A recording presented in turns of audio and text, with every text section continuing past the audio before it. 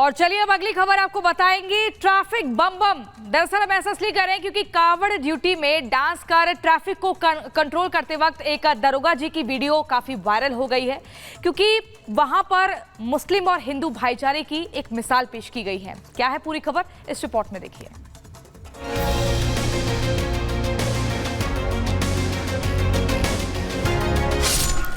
पसीने से लथपथ, हाथों में डंडा, आंखों में चश्मा और सर पर कीट पहने मस्ती से झूमते ये हैं रुड़की सिविल कोतवाली के दरोगा अकरम अहमद, जिनका ड्यूटी करने का अंदाज जमकर वायरल हो रहा है। जहां लगातार दिन रात कावड़ यात्रा में ड्यूटी करके पुलिसकर्मी तनाव महसूस करने लगते हैं, मगर इसके विपरीत रुड़की के दरोगा अलग अंदाज में ड्यूटी करते नजर आ रहे हैं, जो न सिर्फ सड़कों पर बड़े ट्रैफिक को डांस के अंदाज में संभाल रहे हैं, बल्कि कावड़ियों का मनोरंजन भी कर रहे हैं, जिसे लोगों के द्वारा बेहद पसंद किया जा रहा है। दरअसल रुड़की के दरोगा जी की ड्यूटी कावड़ यात्रा के ट्रैफिक को संभालने हाईवे पर लगी थी, जो भारी ट्रैफिक को देख न तो खुद स्ट्रेस लेते नजर आए और न ही कावड़ियों को स्ट्रेस लेने दिया,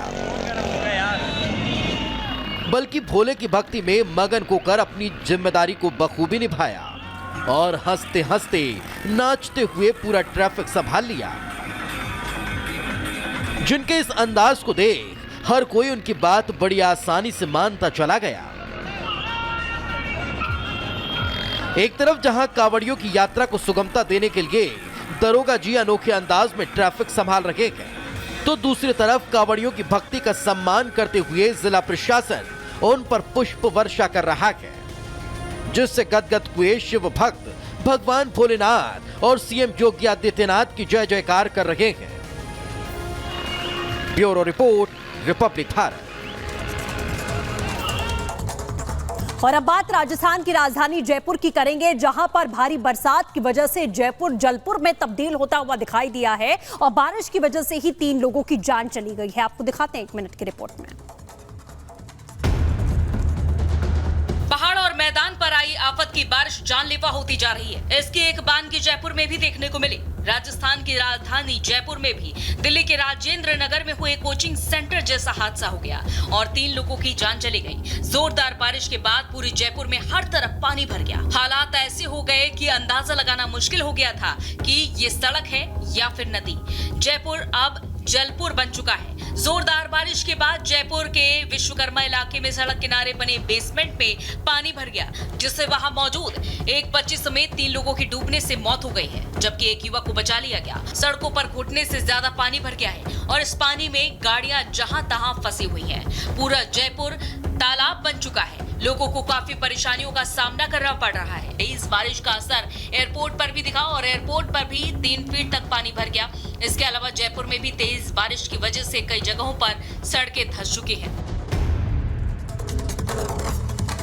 तो आसमानी आफत से जहां की तस्वीरें सामने आ रही हैं, पता लग रहा है कि जनजीवन अस्त व्यस्त हो चुका है। मुख्य तौर पर अगर हम हिमाचल प्रदेश की बात करें तो वहां पर ऐसा सैलाब आया जिसके बाद कई लोगों की मौत हो गई, तो कई लोग लापता हो गए हैं। पूरी खबर इस रिपोर्ट में देखिए।